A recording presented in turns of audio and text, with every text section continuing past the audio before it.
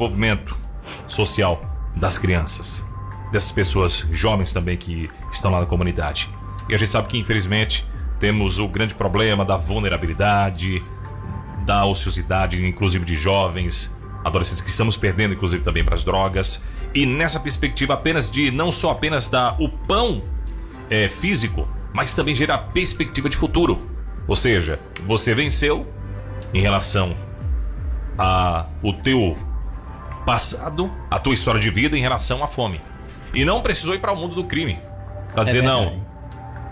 Eu tive que ir para fazer isso porque tem muita história no Brasil. Não, porque são vítimas da sociedade e vão para o mundo do crime porque não tem o que fazer, não tem o que comer. E isso não cola, porque os nossos pais também passaram por isso, os nossos avós passaram por isso. E a gente vê exatamente que não precisaram ir para o mundo do crime. Eu, por exemplo, eu já contei aqui a minha história. O meu pai o assassinaram, eu tinha 3 anos de idade. Inclusive, levaram tudo. Os próprios amigos mataram e deixaram eu, junto com meu irmão e minha mãe, na sarjeta. Perdemos tudo. Tudo que a gente tinha no estado de São Paulo, tiraram a vida dele para não pagar tudo. Ficamos do zero. Minha mãe fez um cursinho de cabeleireira, foi trabalhar como cabeleireira lá no bairro da Coab, no município do Cabo. A gente ficava em casa na Vila Roca lá. Às vezes não tinha muita coisa para comer, mas sempre ela lutava. Deus providenciando, Deus providenciando. E uma vez chegaram para minha mãe e disse: olha, filhos criados sem pai, a figura masculina, só dá para quem não presta. E minha mãe se esforçou, nunca faltou nada pra gente. E nós, eu e meu irmão, somos cidadãos. Então essa questão de justificar que, entrou no mundo porque não tem oportunidade, isso é conversa fiada. Isso é história. Isso é história. Mas aí, eu pergunto, o projeto, não só no sentido de alimentar a fome, mas no sentido de dar perspectiva, porque tem muitas crianças, por exemplo, aqui na comunidade da Unicap. Uma vez eu conversando com uma criança, e a criança disse pra mim o seguinte: olha, o que você quer ser quando crescer? Nada. Isso, como assim? Não quero ser nada. Mas por quê? Não sei, eu não quero ser nada. Aí depois eu comecei a estimular as crianças, e algumas a gente foi estimulando, e umas hoje quer ser jogador de futebol. Talvez alguém que jogador de futebol, olha, já é uma expectativa, uma perspectiva de futuro. Aí essa criança já fala hoje, já é uma adolescente, hoje, não, eu quero ser advogada.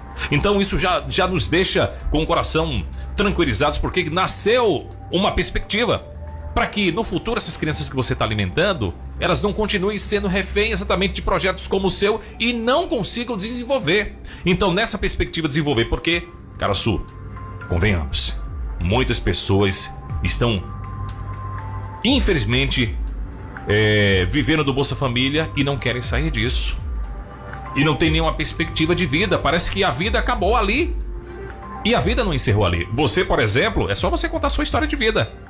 Você, quando passava lá a dificuldade lá, por exemplo, talvez não tivesse nenhuma perspectiva, mas você correu atrás. Você venceu. E continua vencendo dia após dia. E algumas pessoas que estão vivendo exatamente do Bolsa Família, não tem nenhuma renda, ficam feitos se a vida não tem mais para onde ir. Mas nós precisamos trabalhar e modificar esse pensamento, inclusive de crianças que estão nesse momento, porque serão essas crianças o futuro daquela comunidade e serão essas crianças que darão continuidade ao teu legado, ao teu projeto. Nesse sentido, nessa perspectiva de desenvolvimento social, como é que você tem trabalhado para que as pessoas não fiquem dependentes exatamente de um sopão do Caraçu ou de um Bolsa Família, ou às vezes está mendigando algo de alguém, principalmente da classe política. Então eu queria poder exatamente ouvir como é que você tem tentado transformar essa comunidade nesse sentido também. É verdade, Carla, concordo plenamente com você, né? Eu já arrumei, né, com parceiros, amigos, vários empregos, né, para minha querida Barreiros, para nossos irmãos ali da minha querida Barreiros. O que o amigo irmão Caraçu Mototáxi quer não é só que nossos irmãos fiquem ali naquela filinha da sopa, não. Ele quer arrumar trabalho. Para isso, meus empresários, né, de Barreiros, que não é fácil emprego em Barreiros não, viu? A gente sabe que não é fácil emprego em Barreiros, né? Até para cortar cana hoje, tem que ser indicado, né? Não é fácil. Então, os empresários de Barreiros, né, que tocar no seu coração, abrir uma vaga de emprego, né, ligue para mim. O número tá aí em todos os lugares, né? Feito o Supermercado São José. Supermercado São José. Eu já empreguei, eu não, né? Eu vou lá, falo com a Faz dona. indicação, né? Dona Kelly, que sempre tá me ajudando, viu? Igual aquela que ela tem um coração muito bom, naquele supermercado São José, sempre tá ajudando. E tem pessoas lá, empregada hoje, através do amigo irmão Caraçu Mototáxi. A gente não só quer que fica naquela sopinha, não. Agora que é ruim de emprego, é ruim. Por exemplo, eu vou falar aqui, né? Por exemplo, a gente temos a prefeitura em Barreiros. Tá para chegar ano político, né? Estamos já no ano político. Ano político. Se o prefeito sair agora, né? Meu irmão, vai sair muita gente. Já entra pessoas novas. Aquelas pessoas que saem vai ficar desempregado. Essa é a realidade. Então, tem CERMEIs das Cucaú, das usinas, né? E CERMEI é parado. Então, esse CERMEI que as pessoas vão parar, ele precisa de uma ajuda. Sim. Aí vem o Chapéu de Palha também, né? Que já ajuda. Eu de uma coisa tenho certeza. Se cada um fazer um pouquinho, o negócio muda totalmente. Porque o que a gente vem fazendo, eu não falo primeiramente Jesus Cristo e todos vocês, né? Veja só, hoje eu tô aqui na Top Rio, me deu esse espaço maravilhoso, né? Para divulgar o trabalho, já vem me dando há muito tempo, né? Isso aqui é nós junto, entendeu? Então eu peço à população, me ajude, meus irmãos. Agora, Caraçu, claro, a gente tá falando nesse sentido de gerar exatamente perspectiva de futuro.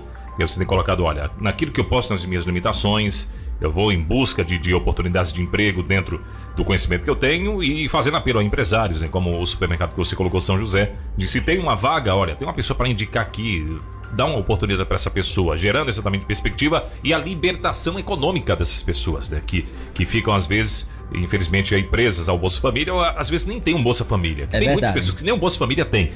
Agora, em relação às crianças, aí eu pergunto, essas crianças, por exemplo, temos escolas.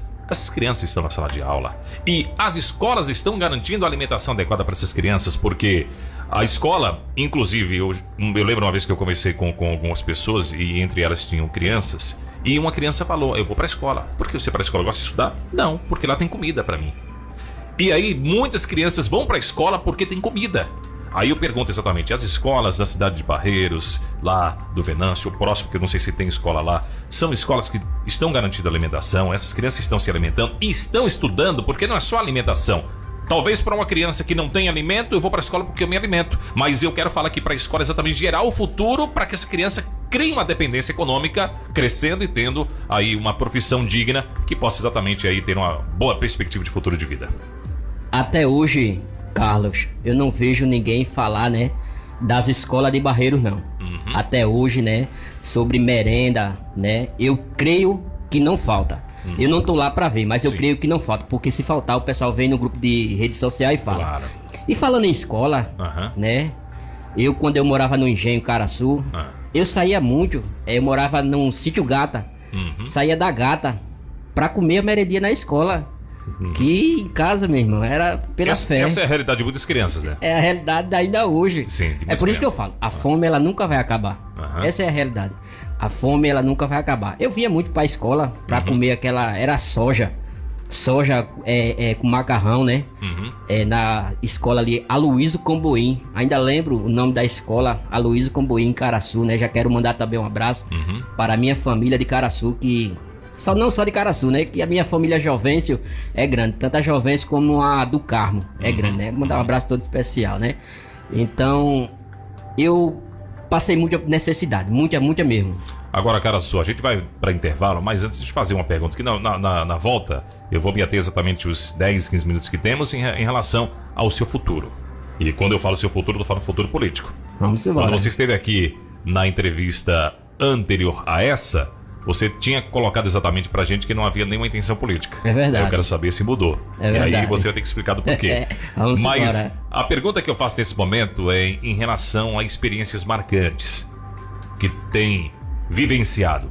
Porque, claro, são muitas pessoas ali que necessitam, outras talvez não se aproveitam do momento. Você sabe que isso acontece muito. Você tem experiência com isso já. É verdade. Você tem experiência de pessoas ligarem pra você vê que precisa de verdade. É verdade. Precisam de verdade. E outras pessoas que não precisam. Se aproveitam do momento com esse costume político. É verdade. Que, principalmente, Caraçu, me perdoe. O Valmir Ramos está aqui, a gente conversa muito sobre isso. Mas a gente nunca viu, principalmente a cada 2 anos,